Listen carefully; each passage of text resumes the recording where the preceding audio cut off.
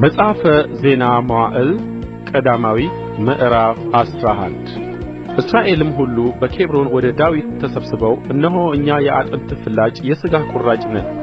አስቀድሞ ሳኦል ንጉሥ ሆኖ ሳለ እስራኤልን የምታወጣና የምታገባ አንተ ነበርህ።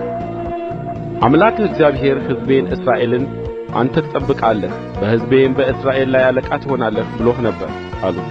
የእስራኤልም ሽማግሌዎች ሁሉ ወደ ንጉሡ ወደ ኬብሮን መጡ። ዳዊትም በኬብሮን በእግዚአብሔር ፊት ቃል ኪዳን ከእነርሱ ጋር አደረገ። በሳሙኤልም እጅ እንደ ተናገረው እንደ እግዚአብሔር ቃል በእስራኤል ላይ ንጉሥ ይሆን ዘንድ ዳዊትን ቀቡት። ዳዊትም እስራኤልም ሁሉ ኢያቡስ ወደምትባል ወደ ኢየሩሳሌም ሄዱ። በአገሩም የተቀመጡ ኢያቡሳውያን በዚያ ነበሩ። በኢያቡስም የተቀመጡት ዳዊትን ወደዚያ አትገባም አሉት።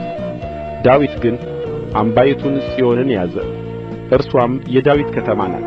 ዳዊትም ኢያቡሳውያንን አስቀድሞ የሚመታ ሰው አለቃና መኮንን ይሆናል አለ። የጽሩያም ልጅ ኢዮአብ አስቀድሞ ወጣ፣ አለቃም ሆነ።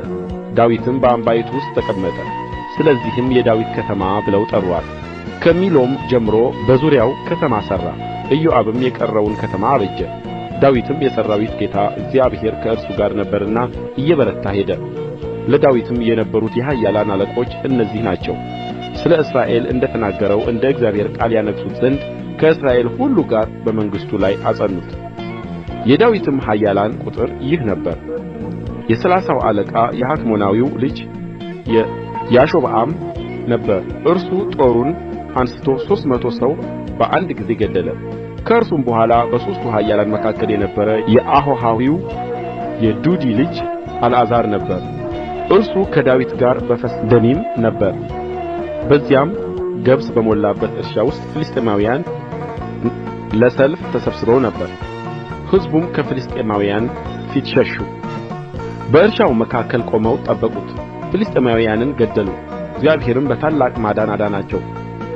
ከ30ውም አለቆች 3ቱ ወርደው ዳዊት ወዳለበት ወደ ዓለቱ ወደ አዶላም ዋሻ መጡ። የፍልስጥኤማውያንም ጭፍራ በራፋይም ሸለቆ ሰፍሮ ነበር። በዚያም ጊዜ ዳዊት በምሽጉ ውስጥ ነበር። የፍልስጥኤማውያንም ጭፍራ በቤተልሔም ነበር። ዳዊትም በበሩ አጠገብ ካለችው ከቤተልሔም ምንጭ ውኃ ማን ይሰጠኛል ብሎ ተመኘ።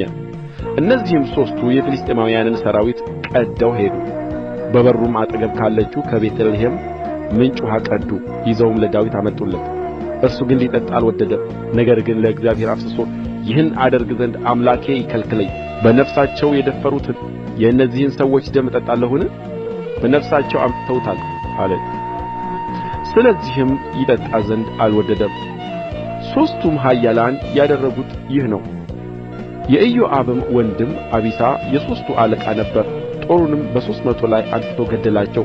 በሦስቱም መካከል ስሙ የተጠራ ነበር። በሁለተኛውም ተራ በሆኑት በሦስቱ መካከል የከበረ ነበር፣ አለቃቸውም ሆነ። ነገር ግን ወደ ፊተኞቹ ወደ 3ቱ አልደረሰም። በቀብስኤልም የነበረው ታላቅ ሥራ ያደረገው የጽኑዕ ሰው የዮዳሄ ልጅ በናያስ የሞዓባዊውን የኡርኤልን 2ቱን ልጆች ገደለ።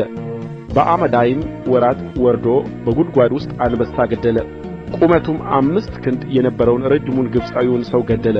በግብጻዊውም እጅ የሸማኔ መጠቅለያ የመሰለ ጦር ነበር። እርሱ ግን በትር ይዞ ወደ እርሱ ወረደ። ከግብጻዊውም እጅ ጦሩን ነቅሎ በገዛ ጦሩ ገደለው።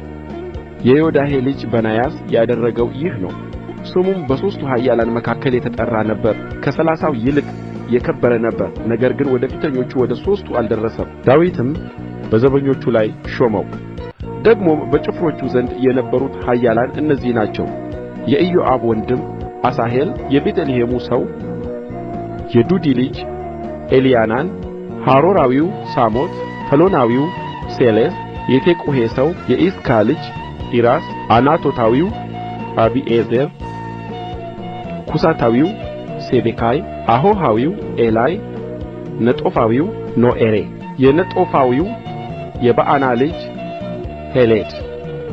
ከብንያም ወገን ከጊብዓ የሪባይ ልጅ ኤታይ፣ ጲርዓቶናዊው በናያስ፣ የገዓስ ወንዝ ሰው ኡሪ፣ ዓረባዊው አቢኤል፣ ባሕሩማዊው አዝሞት፣ ሰዓልቦናዊው ኤልያሕባ፣ የጊዛናዊው የአሶን ልጅ የሐራራዊው የሻጌ ልጅ ዮናታን፣ የአሮዳዊው የአራር ልጅ አምናን፣ የኡር ልጅ ኤሊፋል፣ ምኬራታዊው ኦፌር፣ ፍሎናዊው አኪያ፣ ቀርሜሎሳዊው ሐጽሮ፣ የኤዝባይ ልጅ ነዕራይ፣ የናታንም ወንድም ኢዩኤል፣ የሐግሪ ልጅ ሚብሃር፣ አሞናዊው ጼሌቅ፣ የጽሩያ ልጅ የኢዮአብ ጋሻ ጃግሬ፣ ቤሮታዊው ነሃራይ፣ ይትራዊው ኢራስ፣ ይትራዊው ጋሬብ፣ ኬጢያዊው ኦርዮ፣ የአሕላይ ልጅ ዛባድ፣ የሮቤላዊው የሺዛ ልጅ ዓዲና፣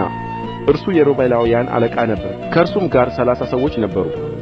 የማዕካ ልጅ ሐናን፣ ምትናዊው ኢዮሳፍጥ፣ አስታሮታዊው ዖዝያ፣ የአሮኤራዊው የኮታም ልጅ ሻማና፣ ይዒኤል፣ የሺምሪ ልጅ ይዲኤል፣ ወንድሙም ቲዳዊው ዮሐመሐዋዊው ኤሊኤል፣ ይሪባይ፣ ዩሻውያ፣ የኤልናዓም ልጅ ሞዓባዊው ይትማ፣ ኤሊኤል፣ ዖቤድ፣ ሞጽባዊው የዕሢኤል፣